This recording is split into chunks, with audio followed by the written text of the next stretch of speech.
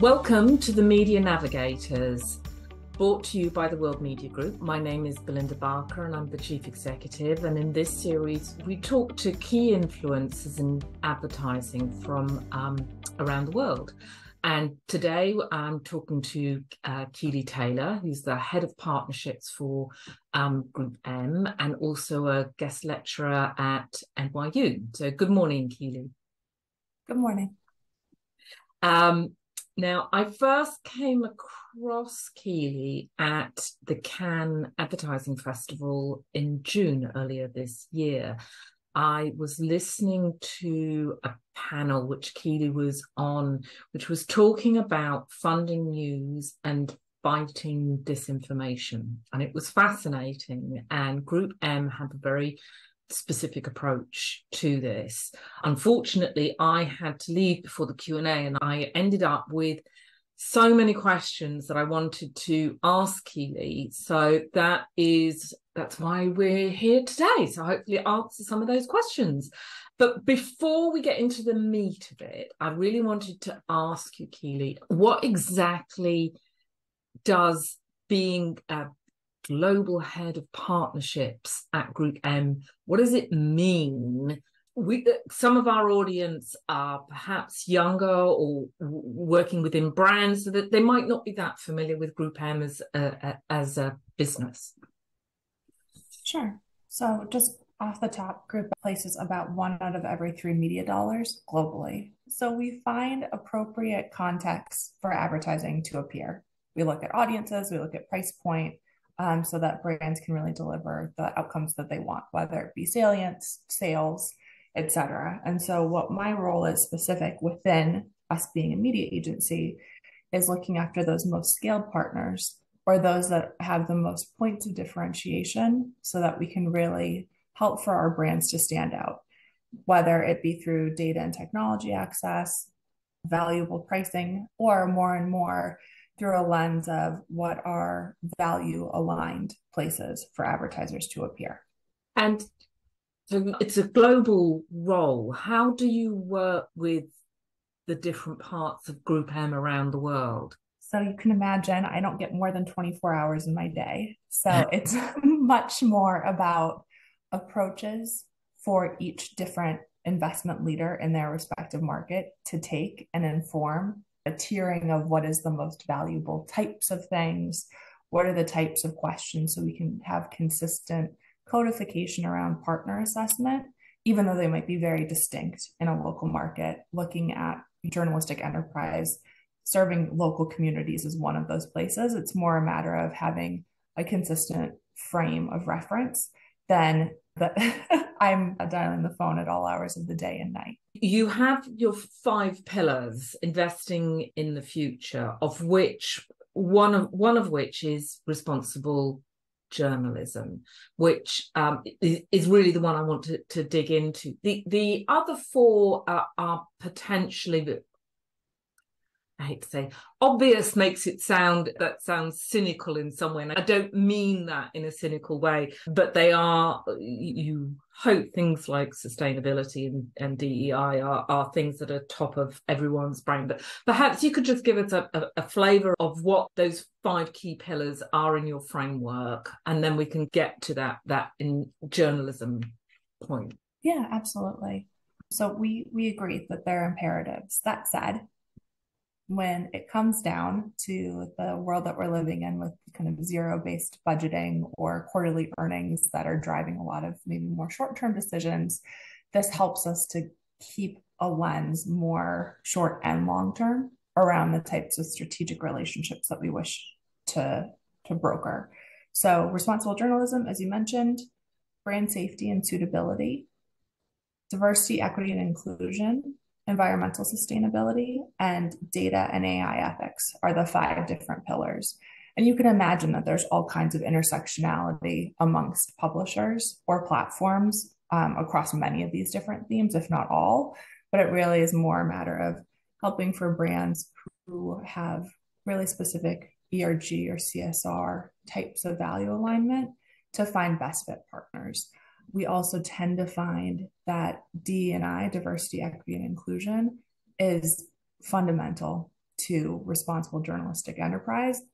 Those journalists, those reporters understand their audiences, the communities they serve better than anyone. And as we get away from a cookie-based world sometime later next year, the value of those audiences and the authentic relationships that those journalists have built over years, I think will really come to the fore, and we'll be able to see not only the integrity in the environments, but also that they naturally are supporting whatever look or affiliation that a community might have as its majority resident.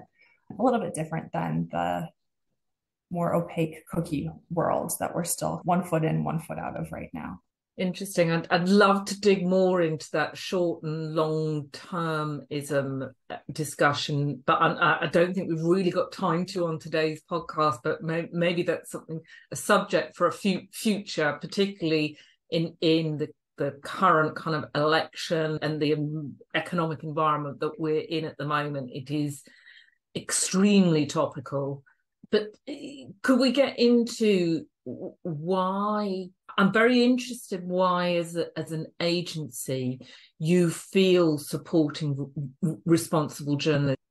Yeah, so there's the very kind of hard-nosed business answer. So I'll start with that. We are, in fact, a for-profit organization, and strong competitive forces choice helps to drive innovation and a plurality of opinions. So it's beholden upon us to make sure that different types of narratives are represented and in a credible way. So in this kind of precipice that we're on of post-truth being a societal value, it's critically important that we're reaching out and helping directly to invest in those that are telling authentic and true narratives.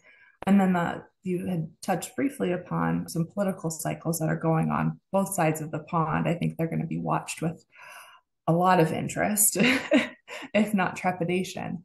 And so functioning democracies require for there to be the fourth estate, and not to get overly lofty, but given the privileged position that we have to place as much media investment as we do, we really do find it to be imperative to continue to be a cornerstone in support of those that hold truth to power in democratic and functioning societies. I've spoken to a number of leaders over time, and I guess where it falls down is that the uppermost layer, I think conceptually all understand and get this, but then when it comes to the actual where the dollars are going to, it somehow falls out of the equation. So one of the things you specifically talked about when you were in Cannes was about possibly auditing the amount of news that you, as an agency, were funding, or not funding, but supporting. And I'd love to know a bit more about how you can apply that and how you can make that work. Sure. So it's certainly more straightforward within digital and programmatic. The kind of post reporting, everything is done on basically a 24-hour cycle, if not more frequently. So having a sense of how the dollars or pounds, when we pick a currency, are stacking up, it's a little bit more straightforward. What we do tend to find, and I am a little bit more of a pragmatist in this sense, is that dollars might be going to a publication that supports a newsroom, but also supports lifestyle or sports news content, or all of these more easily found to be suitable places for brands. And so it is a little bit right now that we're looking with that much wider lens of a publisher when they do support a newsroom versus hard-nosed investigative journalism exclusively. So that's where we are from a print perspective. And press, it's a little bit more challenging, just in the sense that there's not the same automated means for us to get reporting. It's just a much more manual process. And when we think about the assets that any given advertiser might have, it tends to be by default that they will have some amount of digital assets created, banners, videos, whether or not they have gone the extra mile and paid below the line. So the types of things that brand marketers tend to get a KPI'd on, how much of your media, or excuse me, how much of your overall budget works for you, meaning distribution, and how much of it is below the line and non-working, which isn't a fair representation, but it is the way, the terminology of the business. Whether or not they're creating those physical assets can be challenging. We also are seeing, from an environmental sustainability perspective, you could imagine that if you can pull off of a green energy source and you can have cloud-based ad serving, that it's a relatively less energy intensive process to invest in local news and have adjacencies with news content. Whereas with the creation of a physical medium, newsprint or press, we're working really closely to make sure that we're not using a broad brush to say that something is not appropriate from one of the contexts of the 5 pillars.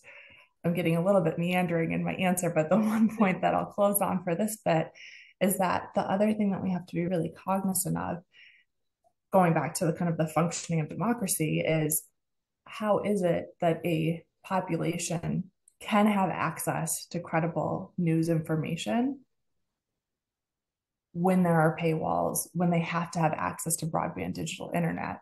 When we did a lot of work around public health, when COVID-19 was first recognized as a pandemic, we saw that going to radio broadcasters was a huge and powerful medium to mass distribute public safety messages, as were local press publications. So making sure that credible information is not tiered within society is super important. And so just to impress the point about the intersectionality of those different pillars of responsible investing.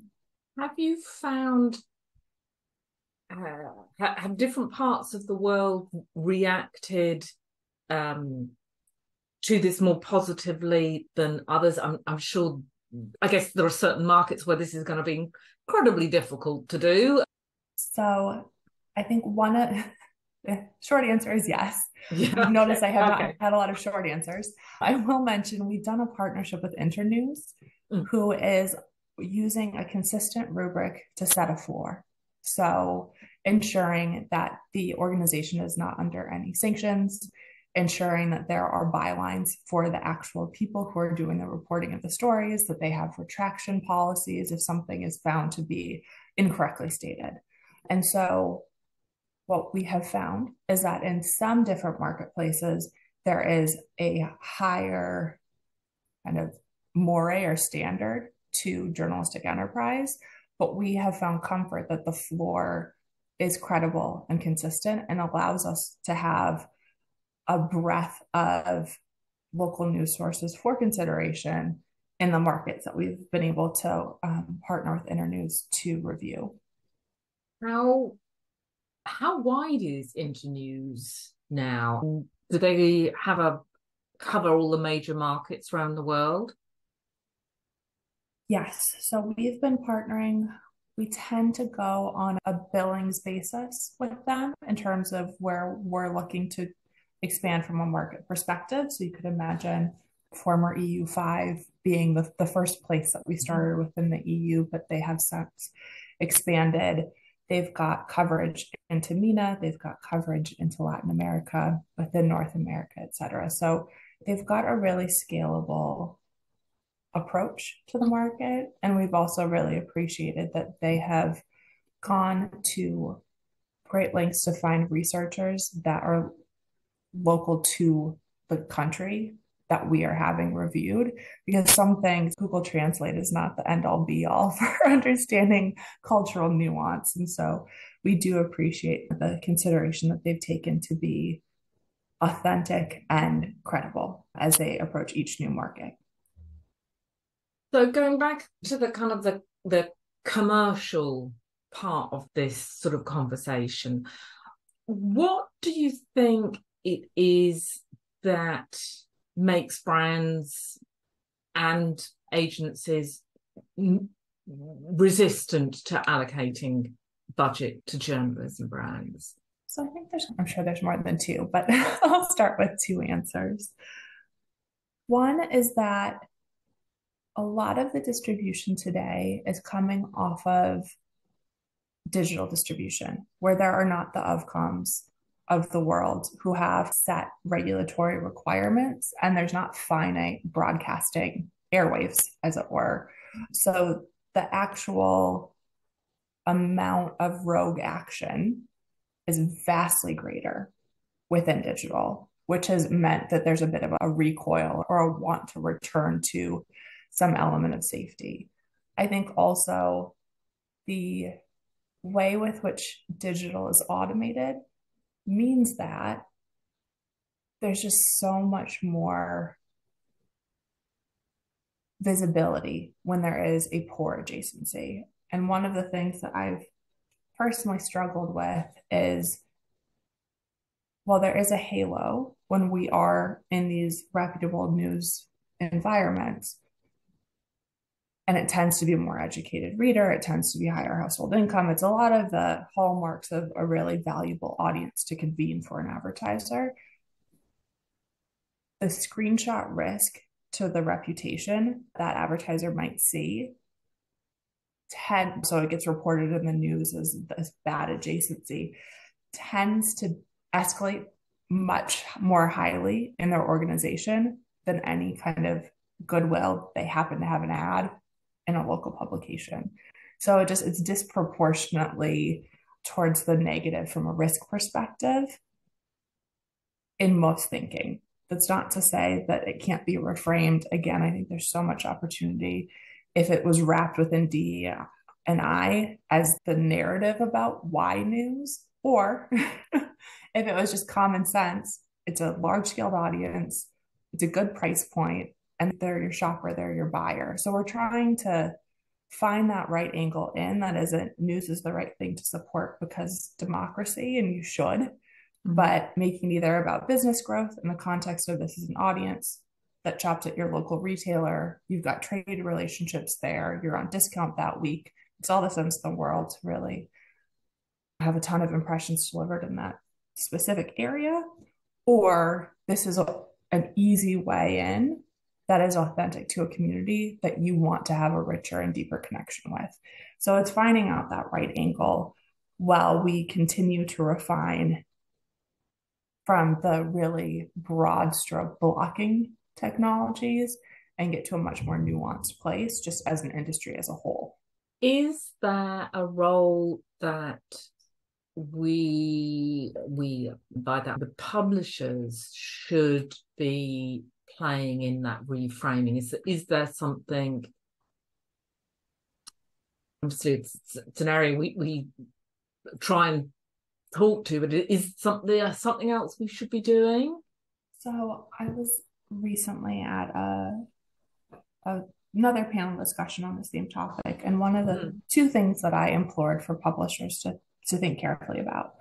One thing was for those that have programmatically accessed inventory to really look hard about all of the different resellers or demand sources that you might have convened over the years. I understand that it's a very challenged business environment and decision to take, but the less middle actors you have, the more favorably you will look in some of the environmental sustainability reporting. And I want to make sure that there's an awareness so that you can cut out kind of immaterial actors and you can have a lesser carbon footprint, because in programmatic, there are some kind of hard decisions that are being taken based upon rudimentary data and not looking at the broader context of the reputation of the journalistic enterprise.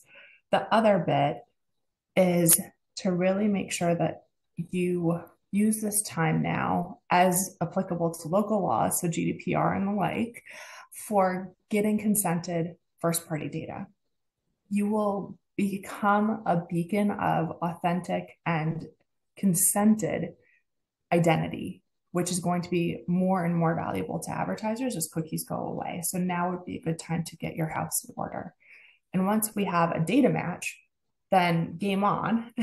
And we know exactly what to do when we have matching data, and we can have really personalized creative delivered within that kind of context. So it's help us meet halfway with the business transformation, understanding that there are huge resource constraints on the newsrooms themselves, let alone where you're going to find a data scientist in the local community that you serve. So hoping to find through consortiums, coalitions, fractional support, ways with which we can get to a place that we can more easily integrate and operate in this cookieless world as we go forward.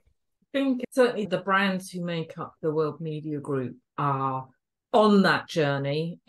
They're in different places on that journey, but that is definitely the direction that they're moving in. Finally, on a personal note, what news brands do you consume?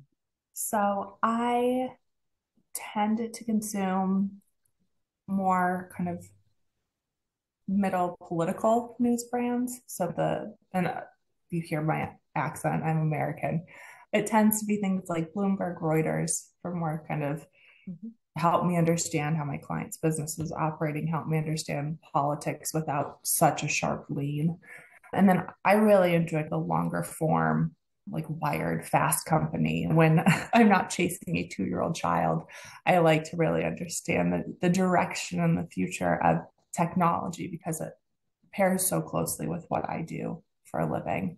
Wonderful. That's been fascinating. Thank you so much, Kieley. And I really do hope we get to have that conversation about long and short termism, because I think that would be fascinating.